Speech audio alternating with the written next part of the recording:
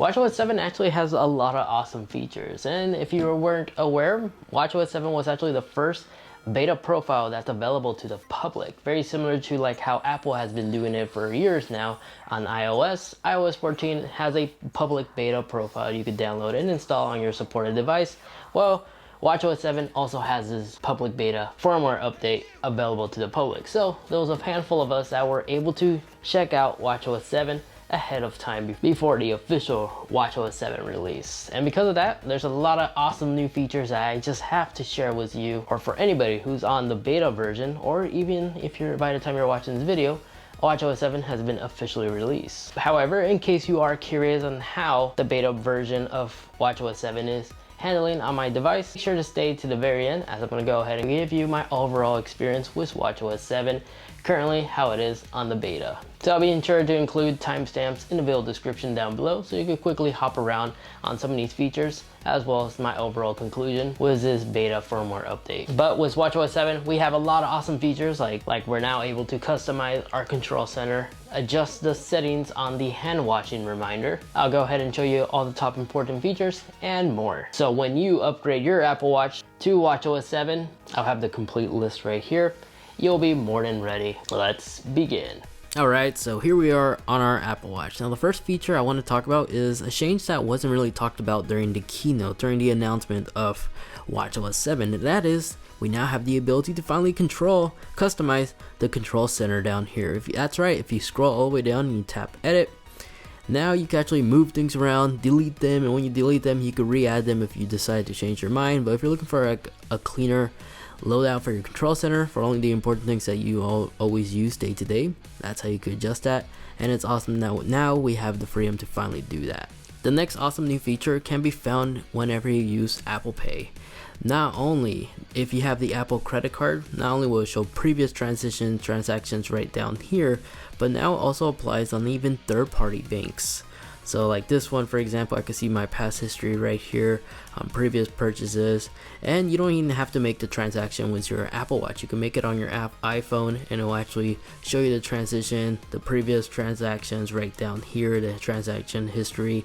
And if you go all the way down, even your QR codes or other tickets and stuff that you have saved here, the QR code now actually will take the entire screen, so it's easier to read on the scanner. That's a nifty new change feature that they added. Moving along, another great feature that I really do like is now we actually have the ability to change watch face configurations. Like take for instance this watch face that I made, if I wanted to share with a friend or a family or create a link that people could click on, which I'll have this one linked in the video description down below to test out. If you tap the little up arrow right here, you can see a little plus icon where you can actually send this watch face to somebody in your contact, either by email or phone number. But if you tap on the watch face right here, you could actually include certain complications. Like right here I have the Carrot application installed. I could allow it to be included or not included so that person doesn't have to purchase the app. But if you send them a watch face that has certain complications that they haven't installed, they have the option to download it or not. But right below that, I like the fact that you can actually include a message I should say. You could use either dictation, scribbles, to let that user know what are you sending them. Just however, something that wasn't really well covered is if you actually go on the mobile version of the Apple Watch app, if you do the same thing trying to send a message this way, this is how you could get that clickable link using your iCloud account. So again, I'll have this watch face in the video description down below so you guys could give it a try if you're also on watchOS 7. And the cool thing about this, if you have like a custom wallpaper, like an image, it will also be sent to that user as well.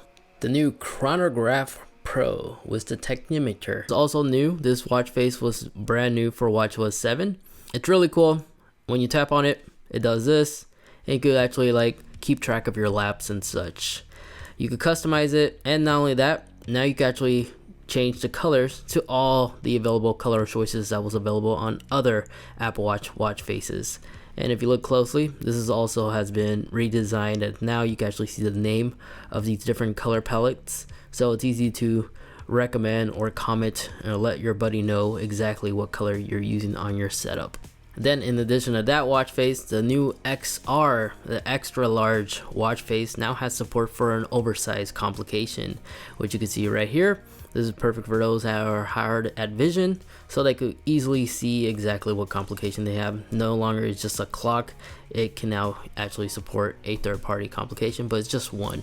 Now, additional features, we did get additional watch face shortcut complications finally, one of which is the new camera shortcut complication. When you launch this, the UI has been tweaked a little bit. It will still automatically launch the camera app on your iPhone, but when you tap on this, this is where you can actually switch between the different settings that it has, like a live or HDR and such.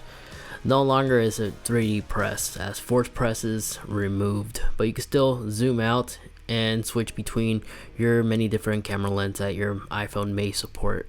And then there also is a shortcut complication support now, so you could create some of these shortcuts that you previously made on your iPhone, and now you could tap them right here to activate them to do different shortcuts that you programmed them to do. Like sleep mode is also here as well, which once you fully set it up, which you have to do it on your phone at first in the health app.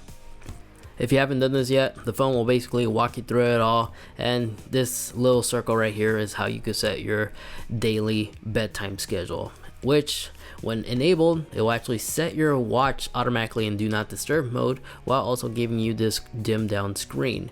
And very similar to like the water mode, you have to rotate the digital crown to get exit out of it if you have to access something. Then in addition to that, if your Apple Watch knows that you're below 30%, it will actually send you a push notification ahead of time before you go to sleep, so you can charge your watch. This way, if you plan on wearing your watch to monitor your sleeping habits, it's going to have enough juice to make it throughout the entire night. And then in the next morning, if your Apple Watch is low on batteries, you could place it on the charger while you get ready to go to work or something. The watch will actually send a push notification to your iPhone letting you know when your watch is 100% charged. So it now sends push notifications to your phone if your Apple Watch is at 100%. And in addition to that, it also will actually give you a haptic tap if you're wearing your watch at night, so it doesn't just ring your alarm on your iPhone, it will actually tap you on your wrist to help you get up in the morning. And if you don't like this bedtime mode settings, if you actually go on your Apple Watch settings and go to the bedtime mode right here, you can tweak it right here. So if you want to disable that haptic tap alarm, you can, or that notification to charge your Apple Watch before bed. And since we're still in the setting tab, if you actually scroll to hand washing, this is where you could actually enable that 20-second timer, which was disenabled. Whenever you're washing your hands, a 20-second timer will pop up on your screen and will give you a haptic tap whenever your 20 seconds is up, so you get the maximum clean, because 20 seconds is known to kill the most germs while you're washing your hands. Now, still in the settings, if we go to battery, here is where you can see the newly redesigned graph battery right here, so you can have a better understanding how your Apple Watch cycles throughout the entire day, as well as your battery overall health right here on its capacity. But if you scroll down, if you go back, here is where you can actually enable the power reserve mode as well. Now, it's important to at least mention this is now, unfortunately, the force press, as I previously mentioned, it's gone. So if you want to change the app view, you have to go here in the settings, and this is how you select the grid or list view. I personally prefer the list view because I find it more useful, especially when scrolling between an alphabetical order list than having to zoom out and zoom in with the grid. Now, Siri got a new animation, and there actually is a new privacy improvement. If you look up top, shows us a microphone icon. Now whenever there's an app that utilizes or activates the microphone, the Apple Watch will always display the microphone icon, letting the user know that the mic is enabled and listening. Now returning back to Siri, Siri on the Apple Watch now has support for language translation. So now whenever you need to translate something, the Apple Watch can now do it really quick. Now with removal of force touch notifications, if you want to clear them all, you have to manually go all the way on top and tap clear all. Now if you're using a Series 5 Apple Watch and you have your always on display enabled, whenever your always on display is dimmed down like so, you could just tap on the complication, it will immediately launch it, saving the time of previously where you had to actually tap on the screen once to wake it up and then tap again to tap the complication. Now it's just one tap and it does it all. Now the next new important features can be found in the map application on the Apple Watch. Whenever you set a destination and you're navigating through it, you can actually skip ahead of time to prepare for the next turn. So you can actually jump through the different directions now on the Apple Watch instead of having to go on your iPhone how you originally were able to do it. And then now there also is support for cycle routes as well. And as a quick honorable mention, an added bonus, a new feature that wasn't really talked about during any of the keynotes is that the launch animation between switching between different apps has been significantly improved, especially when you compare it against watchOS 6, like this Series 5 Apple Watch that I have right next to them. You could obviously tell there's a significant bump in performance when it comes to switching and launching between different apps. So there we guys have it. That is my top most useful features that I found on watchOS 7. Feel free to comment down below which one of these was your favorite. And if we missed some, feel free to also include that in the comment section. I'll be sure to include it in the upcoming video as soon as the official release of watchOS 7 is officially out, which is just a matter of weeks from my understanding. September 15th is the keynote when we're expected to see all these new next generation Apple products. So hopefully by that time, the official release for watchOS 7 is released. Now currently, my overall experience with watchOS 7 has been good. I'm currently using this on my Series 5 Apple Watch with LTE, and so far my experience with it has been positive. Just however, I have noticed that the battery does tend to